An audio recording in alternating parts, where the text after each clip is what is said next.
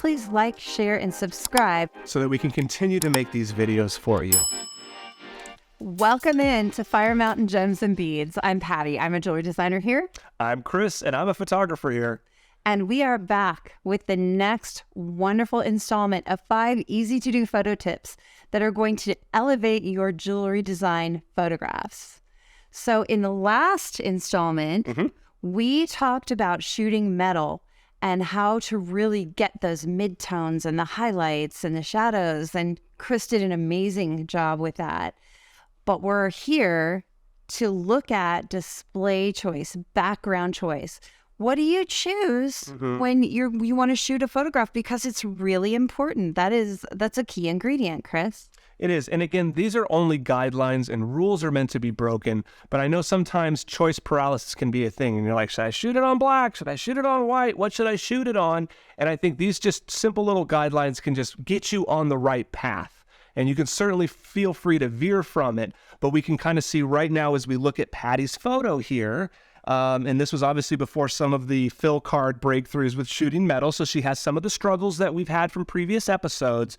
But basically, beyond that, one thing I'm seeing is a nice silver chain with a nice kind of a zinc component here, nice heart with some nice bicones that are kind of a light blue, dark blue variety. And overall, it's just kind of getting lost. You know, silver and light blue on white just gets a little lost. Were there any other problems that you had while shooting this, Patty? You know, my struggles while shooting this is that this is an antique silver. Oh. And so the silver has some black natural shadow in the piece. So I was worried that if I put it on black, that it would all kind of blend together. But on white, it seems to get lost. And I was just really kind of lost. You know, and those are really good concerns that you are going to face. And you know what? Again, great problem solving. But I can assure you that if you were to use the fill card episode and fill out this metal, that then you would have absolutely no problem seeing that, hey, that black isn't going to get lost because, again, we're surrounded by nice midtones and highlights, and now it's just kind of getting lost on a white display. So why don't we jump over to our little home studio and solve that problem of what metal should go on what display. Welcome to episode 4 of How to Shoot My Jewelry Using a Cell Phone. In this episode, we are going to cover display color choice. And we want to give you the tools to make the right choice so that your piece doesn't get lost. And that's what we really want to make sure is that our piece is really dominant, it is popping out, and it's the first and last thing that your customer or client is looking at. And they're not getting distracted by other things or having it get lost in the frame. So let's look at this shot right here that Patty took. We have a really, really nice pewter kind of a charm, heart-shaped charm with some pretty colored bicones on there attached to a nice twisted silver chain. Now, besides it being a little out of focus and maybe a little unfilled on the left side here with the chain, but we've covered all that stuff in previous episodes. But this episode is about making sure that it doesn't get lost. And what I'll note here is that with silver and a lot of light colors, this white display really may not be the best choice to make. I would suggest using a black display. All right. And while we're on the subject of displays, I'm going to say that I have a couple of preferences and a couple of reasons why. All right. I'd like a nice white display and a nice black display. And I prefer kind of a pleather material. It's easy to wipe off. It shows a little bit of highlight and contour. It doesn't collect any lint, dust, or anything like that. And velvet also tends to swallow light, especially black velvet. Very, very hard to get any sort of shape or highlight on velvet. So for those reasons, I like a nice leatherette display. Okay, so let's begin. What we have is a nice little pewter finding heart with some faceted bicones hanging from it, attached to a nice twisted silver chain, right? Now we can use some of our tricks before with filling our metal, and I've got my fill card up here. You know, we're a little unfilled over here. We can take care of that. But one of the things that I'm focusing on right now is the piece popping out and being present. And there are arguments to be made that this white display with silver chain and a silver pewter heart with some light-colored bicones might get a little lost, and it's a little hard to see, especially when I get the fill in there and the silver's doing what it's doing. It's kind of getting lost with this white display right here. So we've got a couple of rules when it comes to certain colored metals and what display to use. For silver, we generally like to place it on a black display. And when it comes to gold, we like to place it on a white display. But also, let's just briefly cover the display itself, because I have some preferences there as well. I want a white one, I want a black one, maybe a gray one, but I also tend to go with pleather over velvet. One reason is it's easy to wipe off. It doesn't collect dust, lint, or anything like that. And one thing about black velvet specifically is it kind of swallows light. It won't really show much of a highlight, much shape. Even if you put a lot of light on it, it just kind of absorbs it all and it looks very, very flat. So for that reason, I like to go with pleather. If you have to do velvet, go with gray. And we may play with that a little bit later. So what I'm going to immediately do right now is swap out this white display for a black display, okay? So here we are, and now we can immediately see right now how much of a great contrast there is with the silver chain and the black. There's no mistaking that there's definitely a silver chain, a little pewter drop here, and some light bicones, and it really pops off the display. There, it doesn't get lost in any way, and that's kind of what we're going for. Before we get shooting, maybe I'll take another couple of really distinct examples of what silver looks like on a black display. It just tends to look a lot more elegant. You'll notice that there's a nice negative space going in the middle of this nice chain right here, and that's complemented really nicely by the black display. And the silver itself has a nice kind of transition area. What we were talking about in our shooting metal episode is how we want some highlights, we want some midtones, and we want some shadow. And for those midtones and that highlight, if this was on a white display, so here is that example right now. And we can see right here, I would argue that once we get our fill in and all of that, that it just doesn't pop off as nicely as it did on the black display, right? Well, now let's keep this white display here and put gold on there, because gold has a lot more interesting reasons to be on white and not black. So here we have the same kind of thing that we just talked about. Gold having enough contrast to separate itself from the white.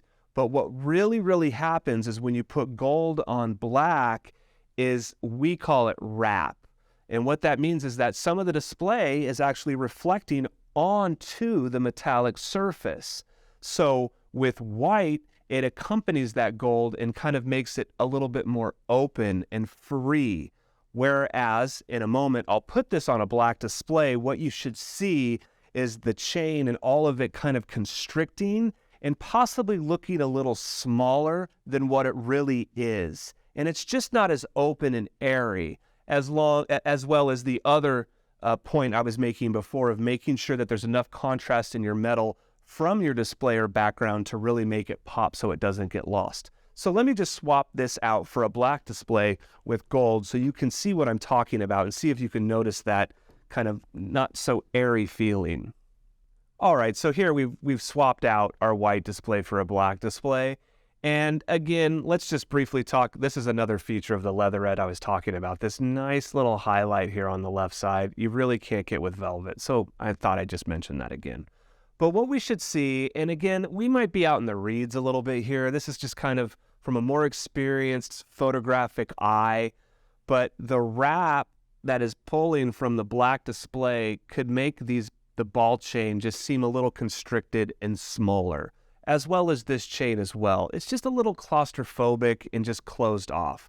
Now, again, as I said a few previous episodes, these are only guidelines. They're not rules, and rules are meant to be broken. And this gold chain, honestly, on a black display, it ain't going to be the end of the world. And it does look nice, and it does look elegant, okay? So I just wanted to just show you and give you a reason so you're not just flipping a coin every time as to just how I choose.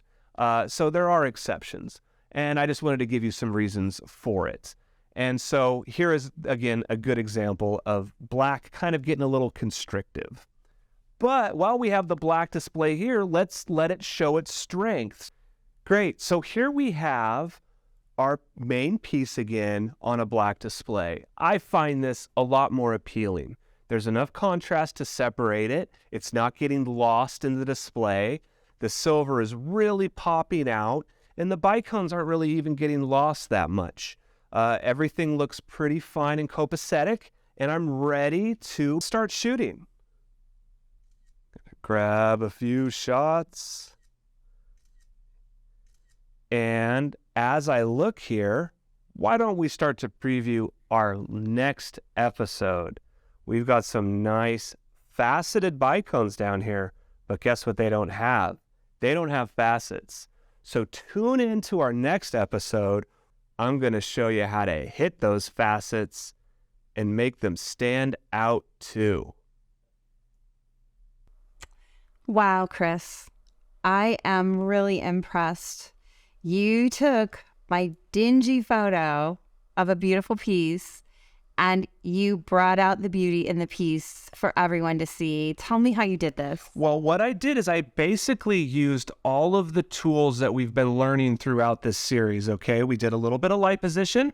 We did some fill card. We definitely did some metal fill card action there, making sure that our chain is filled, our beautiful zinc drop right here is filled, and that even our bicones even have a little bit of a facet going from maybe our main light. And so we also talked about what kind of material I prefer on my display, and that being a leatherette material over a velvet. Velvet can kind of be a dust magnet, but the one great thing about leatherette is it allows you to then kind of have some nice highlight and shaping with your light source, and that also just adds some really nice left to right contrast and gives the piece some dimension. And with that, I put it on a black display now that my metal is nicely filled and that my bicones are getting hit by the proper amount of light to really make everything pop off. And if this was all gold, I would probably then put it on a white display. And that's basically what we covered. I am really impressed here. I learned a lot here. I will definitely never shoot on black velvet again. If I'm shooting on black, it's leatherette because this really keeps your eye moving. It's beautiful. You know, I'm always trying to focus on the piece, but it's okay for the background to show a little bit. I think that actually highlights the piece. Nice. Thank you so much for doing this. I feel really confident in making a better choice next time for my background for my photograph. It's wonderful. Fantastic. And you know, and I think another thing that we just really wanted to highlight is just don't underestimate the choice of a display color and how much impact it can have on allowing a piece to really pop out towards the viewer. And so that's really what the highlight of this episode is, you know, not so much the colors, but just knowing that it's an important choice. While we're on the topic of highlights, let's also start kind of looking in on these bicones here with these nice little facets in here, because that is going to be what our next episode is. Not only hitting those facets, but making them pop. That is also really exciting. As a jewelry designer, I know that you know we use a lot of faceted crystals and stones, and making sure those facets sparkle in a photograph is really, really important. And it's harder to do than you think. So in this next episode, you and I are going to learn how to do that. I'm so excited about that. So make sure and stay tuned for the next one. Thank you for being here with us today in this episode of 5 easy to do photo tips that will elevate your jewelry photographs. And we will see you next time.